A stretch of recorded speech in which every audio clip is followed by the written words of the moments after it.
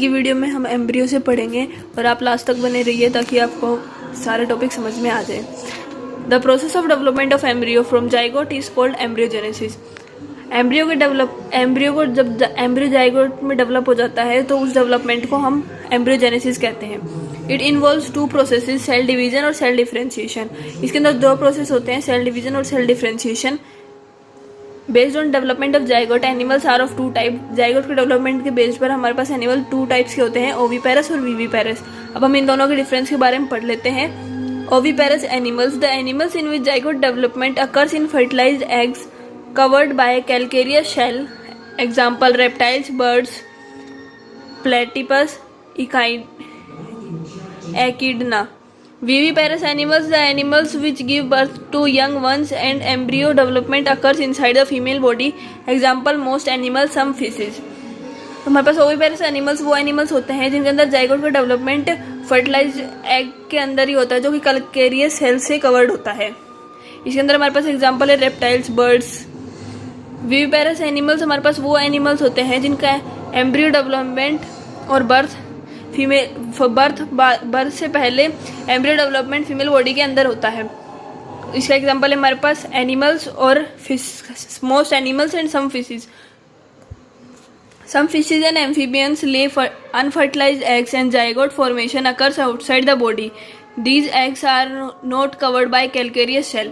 कुछ फिशेस और amphibians unfertilized egg ही छोड़ देते हैं और जाइगोट फॉर्मेशन होती है वो बॉडी के बाहर होती है। ये एग हैं वो कैल्केरियस सेल से कवर्ड नहीं होते हैं। The time period between laying of eggs to coming out of fully developed organism is called incubation period. Incubation period हमारे पास वो टाइम पीरियड है जब जो एग्स की लेइंग होती है उससे और जो फुल्ली डेवलप्ड ऑर्गेनिज्म बाहर आता है, इन दोनों के बीच का जो टाइम पीरियड है हमारे पास उसको हम इंक्यूबेशन पीरियड कहते हैं। The process of coming out completely developed fetus by breaking egg cell is called hatching. Hatching हमारे पास वो प्रोसेस है जब एग सेल को ब्रेक करके फीटस कम्प्लीटली डेवलप्ड फीटस बाहर आता है। The chances of survival of young ones is greater in viviparous animals due to proper embryonic care and protection. जो चांसेस है सर्वाइवल के वो यंग वन में बहुत ज़्यादा होते हैं विविपेरस एनिमल में, क्योंकि उनके अंदर एम्ब्रियोनिक केयर और प्रोटेक्शन बहुत ज़्यादा होती है। In flowering plants zygote is formed inside the ovule after fertilization and develops into embryo. Flowering plants में जाइगोट है वो ओव्यूल के अंदर ही फर्टिलाइज होता है और आफ्टर फर्टिलाइजेशन के बाद वो एम्ब्रियो में कन्वर्ट हो जाता है।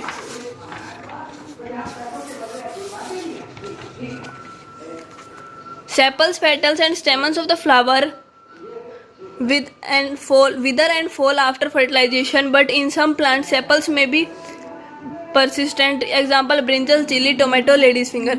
सेपल, पेटल और स्टेमल फ्लावर की फर्टिलाइजेशन के बाद प्लांट से निकल जाती है और गिर जाती है, लेकिन कुछ प्लांट्स में वो नहीं गिरती, लगी रहती हैं सेपल्स, जैसे कि ब्रिंजल में, चिल्ली में, टोमेटो में और लेडी फिंगर में। Ovule matures into seed and ovary develops into fruit. Ovule seed में मैच्योर होता है, ओवेरी फ्रूट में। तो हमें ये पॉइंट अच्छे से याद रखना है कि ओव्यूल तो सीड में डेवलप होता है और ओवेरी वो फ्रूट में होती है। Seed contain seed coat and fruit develops thick wall called pericarp. Seed के अंदर सीड के ऊपर सीड कोट होती है और जो फ्रूट होता है वो एक थिक वॉल बना लेता है जिसको हम पेरिकार्प कहते हैं। Seed coat contains two layers, that is testa and tegmen. Seed coat के अंदर हमारे पास दो लेयर होती है, टेस्टा और टैगमन, जबकि पेरिकार्प में हमारे पास तीन लेयर होती है, एक्सोकार्प, मीजोकार्प और एंडोकार्प। जैसा कि हमारे पास एक पी प्लांट का ये हमने डायग्राम दिखा रखा है, इसके अंदर हमारे पास सीड दिखा रखी है, उसके ऊपर पेरिकार्प है। तो ऐसे हमारे पास दिखाया गया है कि फ्रूट के ऊपर एक थिक वॉल आ जाती है जिसे हम पेरिकार्प कहते हैं, जो हमने अभी पढ़ा था। और पेरिकार्प की थ्री लेयर होती है, एक्सोकार्प, मीजोकार्प और एंडोकार्प। तो ये था हमारे पास रिप्रोडक्शन इन ऑर्गेनिज्म का लास्ट पार्ट। तो यहाँ पर हमारे पास रिप्रोडक्शन इन ऑर्गेनिज्म चैप्टर खत्म होता है। Thank you for watching video.